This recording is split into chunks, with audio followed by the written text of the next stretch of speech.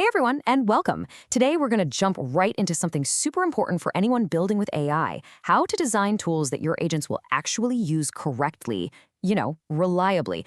If you've ever found yourself fighting with your agent, just trying to get it to do the right thing, well, you are in exactly the right place. We are going to break down how to fix that. Let's get into it. Right? This is the question that keeps so many of us up at night. You build this awesome set of tools, you hand them over to a state-of-the-art model, and what happens? It gets stuck in a loop, it grabs the totally wrong tool for the job, or it just kind of gives up. We've all been there. But here's the good news. A lot of the time, the problem isn't the model. It's how we're describing the tools to it. So here's our game plan for today. We're going to tackle 5 key areas. We'll start with the absolute foundation, writing perfect tool descriptions. Then we'll get into how to handle errors so they're actually productive. We'll talk about why you should treat your agents like specialists, how to connect your whole tool ecosystem, and finally, how to become a master of those essential built-in tools. Okay, first up, crafting perfect tool descriptions. And I absolutely love this subtitle because it's the perfect analogy for this whole thing. I mean, think about it. You wouldn't try to hire a senior engineer with a vague one-sentence job description, would you? Of course not. The exact same principle applies to our AI agents. So here's the thing you absolutely have to get. The tool's description is the #1 way an LLM decides what to do next. It's not some kind of magic, it's just really, really good pattern matching.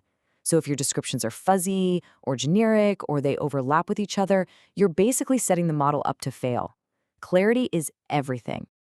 Let's make this super concrete. On the left, we've got a tool called Analyze Content. The description analyzes content. I mean, what does that even mean? What kind of content? How does it analyze it? It's useless. But look at the right. We renamed it and gave it a crystal clear purpose. Extract web results. It tells the model exactly what it does, extracts results from a web page, and what it needs to do its job, a URL. That one change, it's a night and day difference for reliability.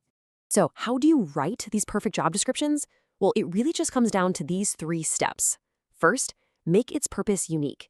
If you have 2 tools that are kind of similar, split them up into more specific ones. Second, be super explicit about its inputs and outputs. And third, and this is a real pro tip, tell the model when it shouldn't use the tool. Clarifying what it's not for is just as important as defining what it is for. Okay, but even with the best tool description in the world, things can still go wrong, right? A server is down, a user types in something weird. What happens then? And that brings us to our second point, failing gracefully, not silently. The goal here is to turn a failure from a dead end into a useful piece of information. The key to this is what's called a structured error response. Just sending back a message that says operation failed is totally useless to the agent. It has no idea what to do next. Should it try again? Should it bug the user for different info? Who knows? A structured response gives the agent the context it needs to make an intelligent next move. So here's how we fix that. We can actually categorize our errors. A transient error, like a network timeout? Yeah, the agent should probably try that again. But a validation error, where the input was just plain wrong? No way. The agent shouldn't waste time in API calls trying that again. By giving it this kind of metadata, especially that retriable flag, you guide the agent to take the smartest, most efficient path to recovery. All right, let's move on to our third principle, which builds on everything we've talked about, thinking in terms of specialists, not generalists. We're right back to our analogy of managing a team. You wouldn't hand the keys to the production database to your marketing intern, right? You got to give your agents a focused job to do. And listen, the data here is it's undeniable. The more tools you throw at a single agent, the more its little brain has to work to make a decision, and its reliability just tanks. Look at this. An agent with just 4 or 5 focused tools is way more dependable than one that's drowning in 18 different options. It's like cognitive overload, but for an LLM. It's a real thing. The solution is something we call scoped tool access. And honestly, it's just common sense. Create specialist agents.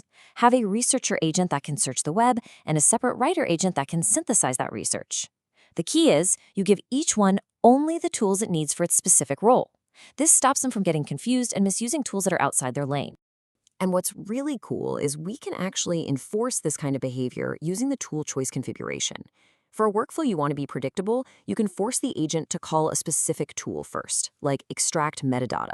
Then, once that's done, you can switch it back to auto mode and let the agent figure out the next logical step based on those results. This lets you build these really powerful and reliable multi-step chains. So now that we're pros at designing tools for a single agent, what about for a whole organization? Let's zoom out to our fourth topic, connecting your tool universe. This is where things like multi-turn conversation protocol or MCP servers come in. They let us share and manage all our tools at scale. There are two main ways to set these tool servers up. For tools that your whole team needs access to, you define them in a project scoped file, that .mcp.json that lives right in your code repository. But for your own personal experimental or private tools, you can use a user scoped file, that shun.claude.json file that lives just in your home directory. This gives you the best of both worlds, collaboration and privacy. Now, let's cover a few quick best practices for this. First, and this is non-negotiable, never, ever commit secrets. Use environment variables for your API tokens and keys. Second, hey, don't reinvent the wheel. If there's already a community server for a standard tool like Jira, just use it. And third, this one's really smart. Expose things like documentation or database schemas as resources. This gives the agent a map of what's out there, so it doesn't have to waste time and money on exploratory calls just to figure out what it can do. All right, finally, let's talk about mastering the core toolkit. Beyond all the fancy custom tools you're going to build, there's a set of really powerful fundamental tools that are already built right in. And learning to use these effectively, it's basically a superpower. Let's do a quick lightning round on these. Use Grep to search inside files for text patterns. It's perfect for finding every place a function is called. Use glob to find files based on their name or path, like finding all of your test files. The edit tool is great for small, targeted changes, but here's the pro tip. It'll fail if the text it's trying to change isn't unique in the file. When that happens, your rock-solid fallback is to just read the whole file, make the change, and then write it back. So here's how you can put all that together in a really smart workflow. If you want to understand a new code base, don't just ask the agent to read all the files. That's a huge waste.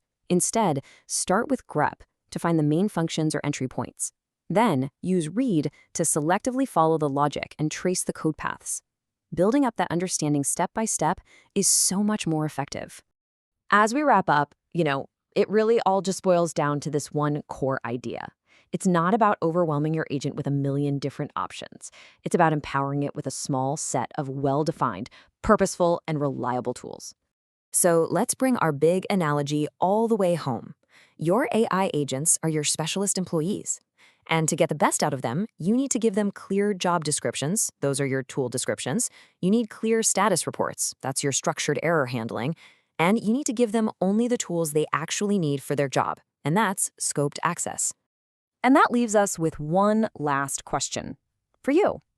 Take a look at the tools you've already built for your own agents. After everything we've just covered, which one of them is most in need of a better, clearer job description? Go start there. You'll be amazed at the difference it makes. Thanks for watching.